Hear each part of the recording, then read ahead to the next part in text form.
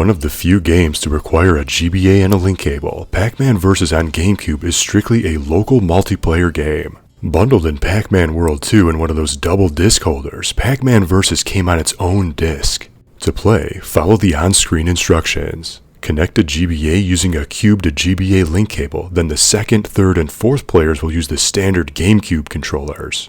As soon as the GBA is connected and powered on, the game immediately sends the program to the GBA. Once everything is set up, players will choose from 6 different stages and set the point total to 7,000, 10,000, or 15,000. So why is the GBA even needed in the first place? So the player who controls Pac-Man uses the GBA and can see the entire board, mimicking the classic arcade game. However, the ghosts look at the TV screen but can only see a small portion of their surroundings. Just like the arcade game, Pac-Man tries to eat all the pellets while the ghosts try and bump into Pac-Man. When Pac-Man takes a hit from a ghost, the game instructs the player to swap the GBA with that player's controller. Score determines the winner, but the ghosts still have a way to earn points even though they can't devour the pellets. When they make contact with Pac-Man, the score shifts in that ghost's favor. So even though all the ghosts are working as a team, the one that does the damage gets all the glory. Also, if a ghost eats the fruit that randomly spawns in the middle of the stage, they're not only awarded additional points, but they can temporarily see a more zoomed out shot of the board, making it easier to hunt Pac-Man.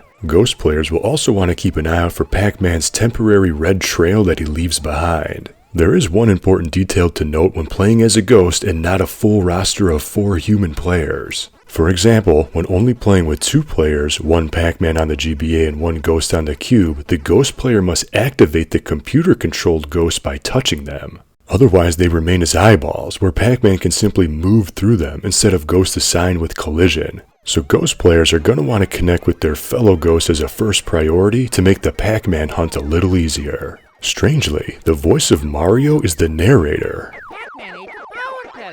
It's a little weird having Mario give the play-by-play, but it's to the player's benefit to listen to what he has to say. Although warnings are given when Pac-Man eats a power pellet, it's important to note when there are 10 pellets left. To prevent ghosts from unfairly camping the final bits, the ghost cannot see where the final pellets are left on the board. The dots also fully respawn with each passing of the controller. Each of the 6 stages are variants of the original board design, which is included here as the first selectable stage. Just keep in mind that players will need to finish the match before the game boots back to the stage select screen, meaning there is an option to pause the game but not an option to revert back to the main menu. Pac-Man vs. can be a fun party game if you have enough players and the compatible hardware, but at the end of the day, it's still Pac-Man.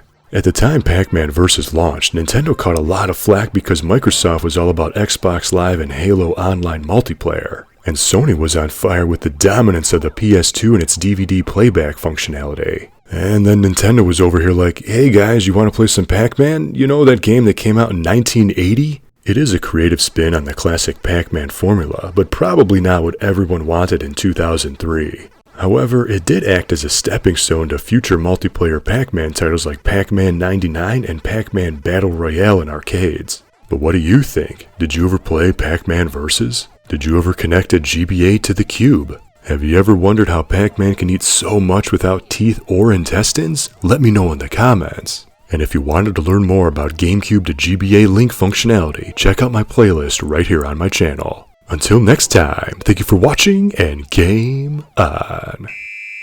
That's the end of the game.